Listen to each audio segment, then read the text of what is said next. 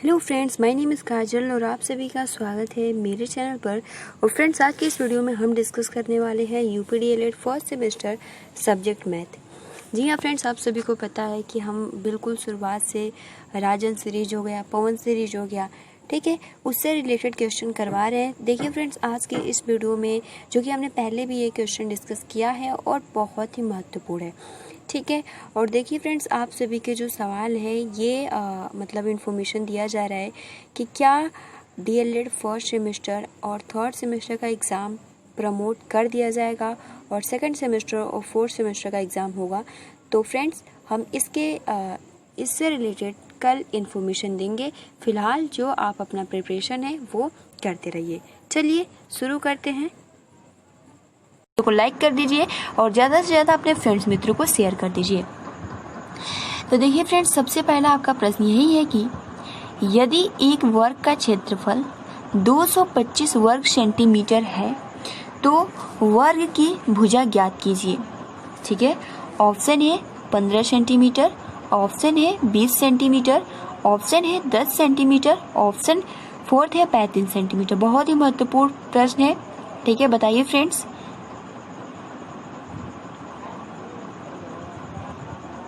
बिल्कुल सही, आप सभी का आंसर बिल्कुल सही है। यहाँ पे जो करेक्ट आंसर हो जाएगा वो हो जाएगा 15 सेंटीमीटर। अब मैं आप सभी को बता दूँ इसको किस तरीके से लगाया गया है, ठीक है। तो देखिए, यहाँ बोला है कि यदि एक वर्ग का क्षेत्रफल 225, तो आप सभी को बता दूँ कि वर्ग का क्षेत्रफल बराबर होता है भुजा स्क्वायर, ठीक है। भुजा स्क्वायर होता है, तो हमें भुजा नहीं मालूम है, ठीक है, क्षेत्रफल मालूम है। तो आपका जो क्षेत्रफल है कितना है, 225 बराबर भुजा स्क्वायर, ठीक है। ये आपका यूँ हो जाता है। उसके बाद हम क्या करेंगे, यहाँ पे हम भुजा लिखेंगे, ठीक है, और 225 इधर लाएंगे। और क्योंकि ये जो भुजा स्क्वायर है और जब स्क्वायर हटता है तो रूट में हट आ जाता है, ठीक है। और अगर 225 रूट किसका है तो वो आपका 15 का है, ठीक है। तो जो इसकी भुजा है वो कितनी है, तो 15 सेंटीमीटर होगा। तो फ्रेंड्स, यहाँ पे जो आप सभी का करेक्ट आंसर हो जाएगा वो हो जाएगा ऑप्शन नंबर ए। देखिए, अगला जो ये प्रश्न है बहुत ही महत्वपूर्ण है, ठीक है। आपका जो प्रश्न है इसको हम थोड़ा शॉर्ट कर देते हैं। आपका ये प्रश्न है कि यदि एक मिनट, आपका ये प्रश्न है दूसरा कि यदि x प्लस वाई, यानी हम x और प्लस y को जोड़ते हैं तो जो हमारा आंसर आता है 15 तथा x माइनस वाई करते हैं तो 10। तो आपको यहाँ ये बताना है कि x तथा y का मान क्या होगा।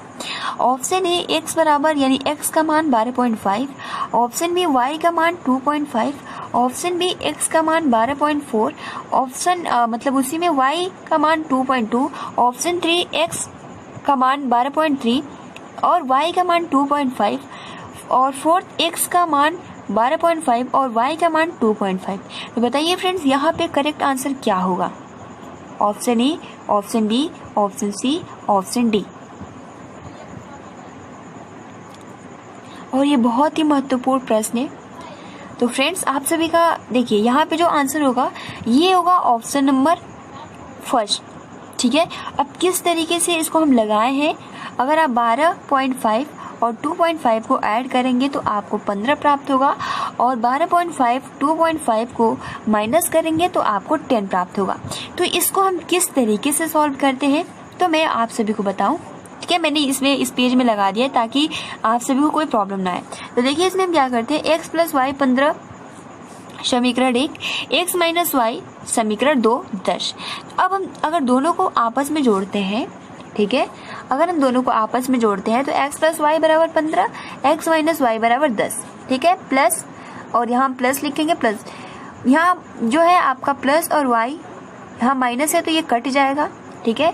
15 और 10 कितना होता है 25, 2x है तो 2x, ठीक है, x और 25 2 इधर है बटे में आ जाएगा, 2 से 25 में 2 का भाग देंगे तो 12.5 इसका आंसर आ जाएगा। यानी x का मान अगर हमें प्राप्त हो गया 12.5, तो अब हम क्या करेंगे, समीकरण 1 में यानी जो आपका x प्लस वाई बराबर 15 है उसमें x का मान रख देंगे तो हमारा y का मान बहुत ही आसानी से चला आएगा, ठीक है। तो आप यहाँ लिखेंगे समीकरण 1 में x बराबर 12.5 रखने पर तो समीकरण 1 जो है आपका है x प्लस वाई बराबर 15। अगर हम x का यहाँ 12.5 रखते हैं प्लस y बराबर 15, तो y बराबर 15 माइनस 20 माइनस 5, ठीक है, 20.5। 15 में से आप, क्योंकि x और माइनस को घटाने पर आपका आंसर चला आएगा। तो फ्रेंड्स आसानी के साथ आप सभी को समझ में आ गया होगा, ठीक है। तो इस तरीके से इसको हम सॉल्व करते हैं। तो अतः यहाँ पर x का मान 12.5 और यहाँ पर y का मान 2.5। अब देखिए फ्रेंड्स, आप उत्तर की जांच भी कर सकते हो, इनको जोड़कर 12.5 2.5 को और इनको घटाकर, तो आपका आंसर बिल्कुल सही होगा। अब देखिए अगला आपका प्रश्न है कि यदि एक वृत्त की त्रिज्या 7 सेंटीमीटर, तो उस वृत्त का क्षेत्रफल ज्ञात कीजिए। 154 वर्ग सेंटीमीटर, 152 वर्ग सेंटीमीटर, 140 वर्ग सेंटीमीटर या 150 वर्ग सेंटीमीटर। यदि एक वृत्त की त्रिज्या, ठीक है, एक वृत्त है, उसकी जो त्रिज्या है वो कितनी है 7 सेंटीमीटर, तो उस वृत्त का क्षेत्रफल आप सभी को बताना है। बताइए फ्रेंड्स। देखिए ऑप्शन 154 क्या होगा यहाँ पे, और वृत्त का क्षेत्रफल होता है आपका पाई आर स्क्वायर। अब आप आसानी के साथ इसका आंसर कर सकते हो। आर आपका वृत्त की त्रिज्या होती है, ठीक है। तो देखिए फ्रेंड्स, इसका जो आंसर हो जाएगा, आप सभी का आंसर बिल्कुल सही है, 154 वर्ग सेंटीमीटर। देखिए इसको जैसे हम आप सभी को बता दें कि वृत्त का क्षेत्रफल होता है वो होता है आपका पाई आर स्क्वायर, ठीक है।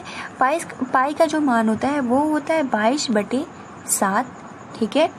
और आर कितना दिया है, तो आपका 7 दिया है, तो हम 7 का स्क्वायर करेंगे, और जब 7 का स्क्वायर करेंगे यानी 22/7, यहाँ पे 49 हो जाएगा। 7 से जाएगा 7 बार में, मल्टीप्लाई कर देंगे 22 का 7 में, तो हमें 154 वर्ग सेंटीमीटर इसका आंसर चला आएगा, ठीक है फ्रेंड्स। मैंने नीचे ही लगा दिया है ताकि आपको अच्छे से समझ में आ जाए। अब देखिए अगला आपका जो प्रश्न है बहुत इजी है। देखिए एक आयताकार मैदान की लंबाई 15 मीटर एवं चौड़ाई 10 मीटर है, तो परिमाप एवं क्षेत्रफल ज्ञात कीजिए। यानी इसका आपको परिमाप भी ज्ञात करना है और क्षेत्रफल भी ज्ञात करना है, ठीक है। तो देखिए इसका क्या आंसर होगा, जैसे कि 150 वर्ग मीटर, 50 वर्ग मीटर, 151 वर्ग मीटर और 152 वर्ग मीटर। तो आप क्षेत्रफल बताइए फ्रेंड्स क्या होगा। एक आयताकार मैदान की लंबाई 15 मीटर एवं चौड़ाई 10 मीटर है, तो परिमाप, मैंने परिमाप नहीं लिखा है, तो आप क्षेत्रफल बताइए कि इसका क्या होगा।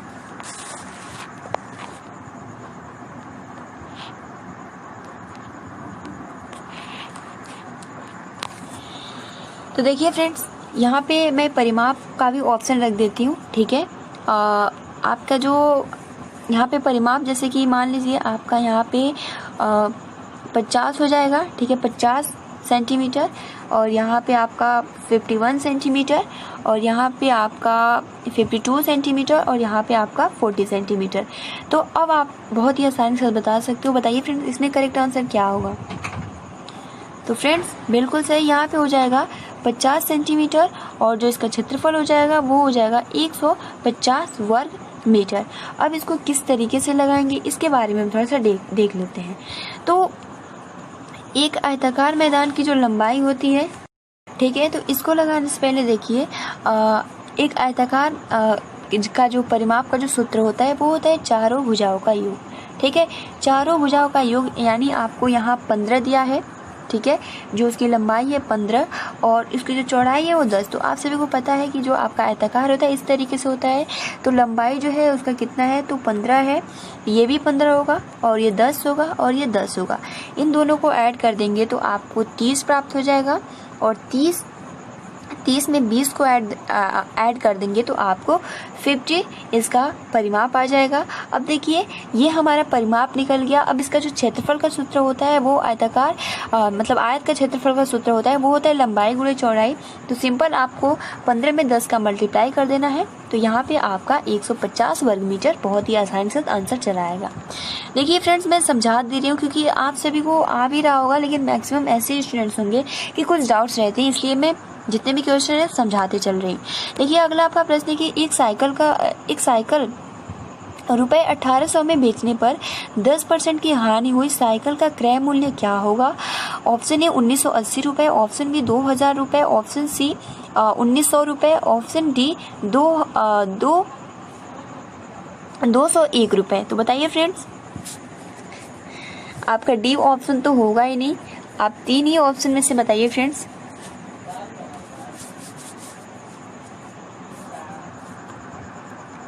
तो देखिए फ्रेंड्स, बिल्कुल सही, आप सभी का आंसर बिल्कुल सही। यहाँ पे हो जाएगा 2000।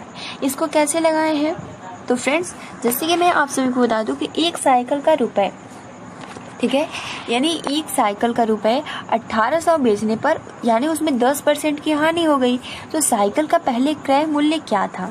ठीक है, यानी जो उसका विक्रय मूल्य है वो कितना है? 1800, और हानि हुई है 10%।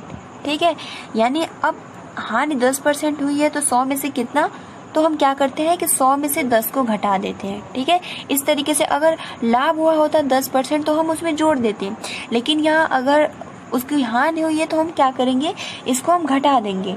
ठीक है, और उसके बाद यानी कि आपका 90 हो जाएगा। ठीक है, इस तरीके से शॉर्टली मैं बता देती हूँ, आप विस्तार से बताऊंगी तो फिर ज़्यादा टाइम लगेगा। यहाँ आपका 90 हो जाएगा और 1800 में बेचा है गुणे 100। ठीक है, फिर हम क्या करेंगे, यहाँ से 1 0 से 0 कट जाएगा, ये जाएगा आपका कितने बार में? 2 बार में, और यहाँ पे इसका जो CP आ जाएगा वो आ जाएगा 2000। अगर वही प्लस हुआ होता तो हम फिर यहाँ 110 लिखते। तो फिलहाल यहाँ हानि हुई है तो इस तरीके से हम इसको सॉल्व करेंगे। तो यहाँ पे आपका आंसर 2000 चलाएगा, ऑप्शन नंबर बी। अब देखिए अगला आपका प्रश्न है कि एक परीक्षा में 75% बच्चे उत्तीर्ण हुए, यदि परीक्षा में 1500 बच्चे बैठे हो तो कुल बच्चे अनुत्तीर्ण हुए। यानी आपको क्या बताना है कि एक परीक्षा है जिसमें 1500 बच्चे हैं, जिसमें से 75% पास हो गए, तो कितने ऐसे बच्चे हैं जो कि फेल हुए हैं। ठीक है, तो option A 1125, option B 375, option C 370, option D 1100। तो बताइए फ्रेंड्स।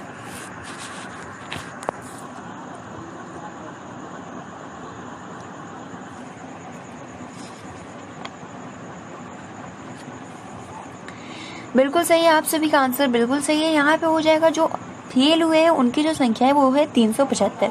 देखिए फ्रेंड्स, आप बहुत ही आसानी के साथ इसको सॉल्व कर सकते हो। कोई परीक्षा है, ठीक है, यानी 1500 का 75% निकाल दीजिए। 1500 इंटू 75 बटे में 100, 0 0 से कट जाएगा, 15 में 75 का गुणा कर देंगे, आपको प्राप्त होगा 1125। ठीक है, 1125 आ गया। 1500 में से 1125 घटा देंगे, आपको 375 आ जाएगा। लेकिन अगर वही पूछता कि कितने ऐसे प्रतिशत, यानी बच्चों का अनुत्तीर्ण का प्रतिशत बताइए, तो फ्रेंड्स जब 75% आपके फेल हो गए तो कितना हुआ आपका? यहाँ पे 25% ऐसे हैं जो कि फेल हो गए। तो क्या हमारा 375 आंसर आएगा या नहीं? तो एक बार हम इसकी जांच कर लेते हैं। यानी 1500 और यहाँ पे आपका क्या था आपका 25 बटे में 100, 0 से 0 कट, 1 मिनट, जैसे आपका यहाँ पे 15 हो गया। ठीक है, 15 और 25 मल्टीप्लाई करते हैं, 5 हो जाएगा, और फिर आपका 2, यहाँ पे आपका ये और ये 5 5 2 7 और 3, 375 इसका राइट आंसर आ गया। ठीक है, तो आपका यहाँ जो होगा वो 375। अगला आपका प्रश्न है कि 500 का 3 वर्ष का 12% वार्षिक ब्याज की दर से साधारण ब्याज ज्ञात करो। रुपए 180, 150 रुपए, 100 रुपए, 101 रुपए। तो 500 का 3 वर्ष का 12% वार्षिक ब्याज की दर से साधारण ब्याज क्या होगा? बताइए फ्रेंड्स।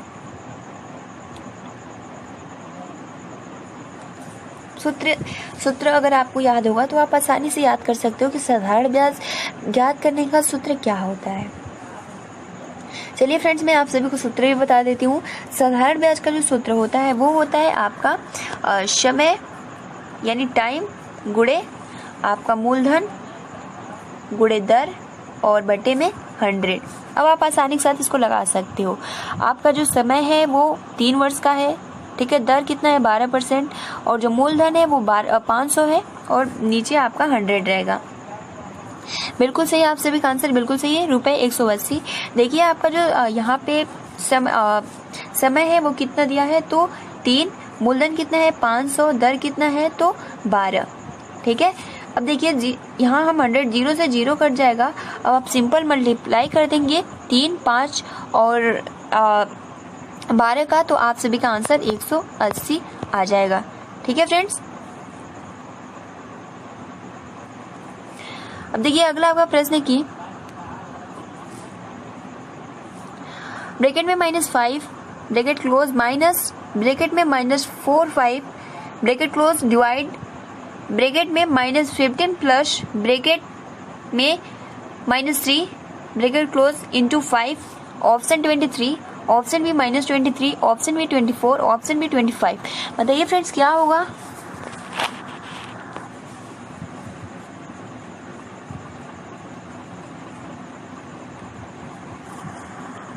बिल्कुल सही, आप सभी का आंसर जो यहाँ पे होगा वो हो जाएगा -23।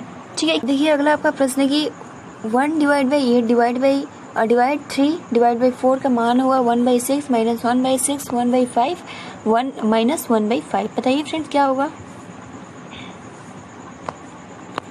तो फ्रेंड्स आप सभी का आंसर बिल्कुल सही, यहाँ पे हो जाएगा -1/6। देखिए किस तरीके से करते हैं, यहाँ पे हम मल्टीप्लाई कर देंगे, यानी -1/8 इंटू 4 और 3, 4 का मल्टीप्लाई कर देंगे -4 और 8 का मल्टीप्लाई 3 में करेंगे, तो यहाँ पे आपका 24 हो जाएगा।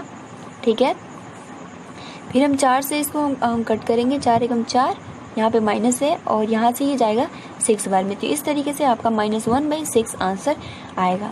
अब देखिए अगला आपका प्रश्न है कि ये भी इजी है। ठीक है, x ब्रैकेट में y minus Z plus Y bracket में z minus X plus z minus Y को सरल कीजिए। Option E 1, option B 0, option C -1, option D 2। तो बताइए फ्रेंड्स यहाँ पे क्या होगा। तो फ्रेंड्स बताइए यहाँ पे कौन सा करेक्ट आंसर होगा। तो देखिए फ्रेंड्स यहाँ पे आप सभी का आंसर बिल्कुल सही है, वो हो जाएगा 0। ठीक है, जब आप इसको करेंगे तो ये जितने भी है पूरा कट जाएगा। ठीक है, x का मल्टीप्लाई y में करेंगे, x का मल्टीप्लाई z में करेंगे, इस तरीके से प्लस और माइनस पूरा कट जाएगा। इस तरीके से आपका आंसर 0 आ जाएगा। अगला लास्ट आज का प्रश्न है कि समीकरण 3x - 5 = x + 3 को हल कीजिए। ठीक है, यह आप सभी के लिए क्वेश्चन है, आप सभी इसका आंसर कमेंट्स बॉक्स में करिए। फिलहाल आज के इस वीडियो में जितने भी ये प्रश्न थे बहुत ही महत्वपूर्ण थे फ्रेंड्स, क्योंकि हम केवल और केवल अगर बहुविकल्पीय प्रश्न, क्योंकि ये जितने भी आपके प्रश्न थे ये लघु उत्तरीय प्रश्न है। ठीक है, और अगर हम केवल बहुविकल्पीय प्रश्न डिस्कस करेंगे जो आपके सीरीज में दिया है तो फिर कोई फ़ायदा नहीं है, इसलिए हम ज़्यादा से इसीलिए हम नोट्स बना कर लाए हैं ताकि आपको कोई प्रॉब्लम्स ना हो। ठीक है फ्रेंड्स, तो आज के लिए इतना ही। आप अपना अच्छे से प्रिपरेशन करते रहिए, वीडियो को लाइक कर दीजिए। तब तक के लिए थैंक्स फॉर वॉचिंग। आप सभी को मेरी तरफ से गुड नाइट, शुभ रात्रि, हैव अ स्वीट ड्रीम्स।